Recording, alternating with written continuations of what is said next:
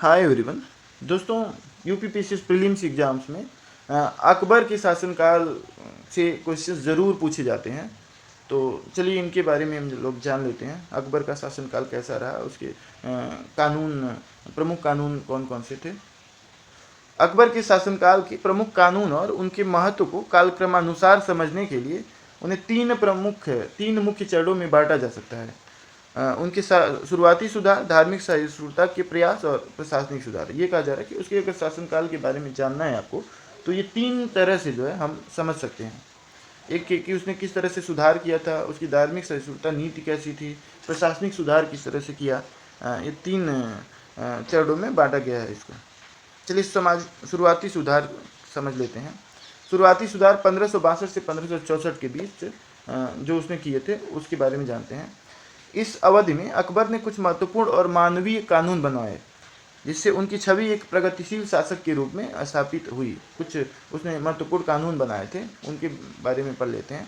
जैसे 1562 में उसने दास प्रथा का अंत किया था। दास प्रथा का अंत का मतलब कि अकबर ने युद्ध बंदियों को गुलाम बनाने और दास प्रथा के रूप में उनका व्यापार करने की प्रथा को समाप्त कर दिया।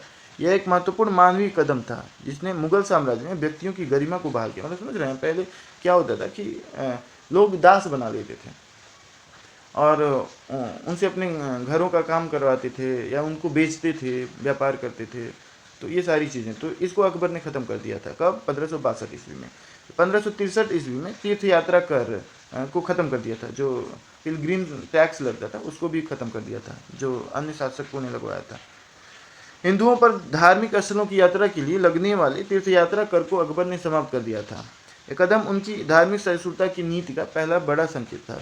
उन्होंने महसूस किया कि किसी व्यक्ति से उसकी धार्मिक आस्था के कारण जो टैक्स लेना है वो ठीक नहीं है।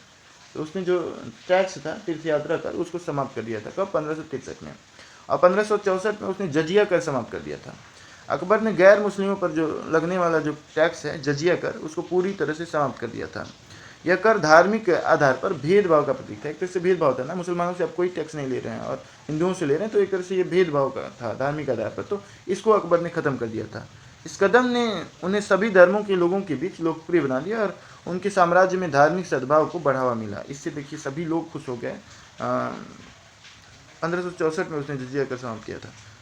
दूसरा देखिए, धार्मिक सहिष्णुता और एकता की नीति उसकी जो थी उसके बारे में जान लेते हैं। 1575 से 1582 के बीच उसने किस तरह से प्रमुख बदलाव किए, जान लेते हैं। इस चरण में अकबर ने अपने विचारों को और भी अधिक उदार और समावेशी बनाने के लिए महत्वपूर्ण संस्थागत वैचारिक कदम उठाए। इसमें 1575 में उसने क्या किया? इबादत खाना की स्थापना की। इबादत खाना क्या होता है मैं बता रहा हूँ, पूजा घर होता है। अकबर ने फतेहपुर सिकरी में इबादत खाना या पूजा घर का निर्माण करवाया। शुरुआत में यहाँ केवल मुस्लिम धर्मगुरुओं के बीच धार्मिक चर्चाएं होती थीं, लेकिन बाद में ये सभी धर्मों के लिए खोल दिया। 1578 में इसने इबादत खाना में सभी धर्मों को प्रवेश दे दिया। अकबर ने महसूस किया कि केवल मुस्लिम धर्मगुरुओं की चर्चा से धार्मिक सत्य तक नहीं पहुंचा जा सकता है। इसलिए उन्होंने इबादत खाना को सभी धर्म, हिंदू, जैन, ईसाई, पारसी, सभी विद्वानों के लिए खोल दिया। यहाँ होने वाली बहस चर्चाओं से अकबर ने सभी धर्मों की अच्छाइयों को समझा।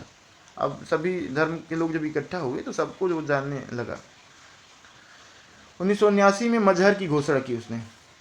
अब ये क्या होता है इसको जान लेते हैं। अकबर ने एक घोषणा पत्र, जिसे मजहर कहा जाता है, जारी किया। इस घोषणा के अनुसार धार्मिक मामलों में अंतिम व्याख्या करने का जो अधिकार है वो सुल्तान आदिल यानी कि अकबर के पास था। इसका मतलब था कि वह धार्मिक नेताओं के किसी भी मतभेद को सुलझाने के लिए सर्वोच्च प्राधिकारी बन गया। अगर जैसे सभी धर्म के लोग इकट्ठा हुए हैं तो उसमें जब आपस में मतभेद होगा तो उसमें अंतिम जो निर्णय है वो कौन लेगा? सुल्तान आदिल यानी कि अकबर लेगा, जो राजा है वो लेगा। 1582 में उसने दीन इलाही की शुरुआत की। सभी धर्मों के सार को मिला करके अकबर ने एक नया धर्म दीन इलाही की स्थापना की। यह कोई सख्त धर्म नहीं था, बल्कि एक आध्यात्मिक और नैतिक व्यवस्था थी, जिसमें सभी धर्मों की अच्छी बातें शामिल थीं। इस धर्म का उद्देश्य था धार्मिक जो मतभेद हैं उनको कम करना और लोगों को एक नैतिक बंधन में बांधना था। उसने दीन इलाही की स्थापना की थी, अलग एक धर्म बनाया था जिसमें सभी धर्मों को मिला करके बनाया था, सबकी अच्छाइयाँ लेकर के एक नया धर्म बनाया था।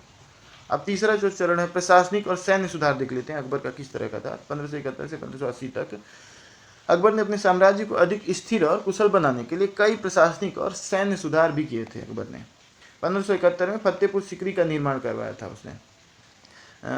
अकबर ने अपनी राजधानी को आगरा से फतेहपुर सीकरी स्थानांतरित किया, इसका निर्माण शुरू करवाया। यह शहर उनके धार्मिक और प्रशासनिक विचारों का प्रतीक था, जो फतेहपुर सीकरी है। 1574 में उसने घोड़े दागने की प्रथा यानी कि शुरू की, दाग प्रथा जो थी, और सैनिकों का विवरण यानी कि चेहरा की शुरुआत की 1574 में। शेरशाह सूरी की प्रशासनिक व्यवस्था से प्रेरित होकर के अकबर ने दाग और चेहरा प्रथा को फिर से शुरू किया। दाग के तहत घोड़ों को चिन्हित किया जाता था ताकि उन्हें बदला न जा सके, और चेहरा के तहत प्रत्येक सैनिक का विस्तृत विवरण रखा जाता था ताकि सैन्य व्यवस्था में पारदर्शिता सुनिश्चित हो, मतलब हर एक सैनिक पे नज़र हो। इस वजह से उसने ये प्रथा शुरू की, घोड़ों की अदला बदली न हो जाए, इसलिए उसने दाग प्रथा शुरू किया। 1580 में मनसबदारी प्रथा की शुरुआत की थी अकबर ने मनसबदारी प्रणाली शुरू की, जो मुगल प्रशासन और सेना का आधार बनी। मनसब एक पद था जो पोस्ट होता है, और जो सैन्य और नागरिक दोनों अधिकारियों को दिया जाता था, सेना को भी और नागरिक को भी। यह व्यवस्था पद जो है वेतन और सैन्य जिम्मेदारियों को निर्धारित करती है। जो व्यवस्था है मनसब दो भागों में बांटा था, जात यानी कि व्यक्तिगत जो पद है, और सवार यानी कि घुड़सवार सैनिकों की जो संख्या है। यह प्रणाली केंद्रीकृत शासन और कुशल सेना के लिए महत्वपूर्ण थी।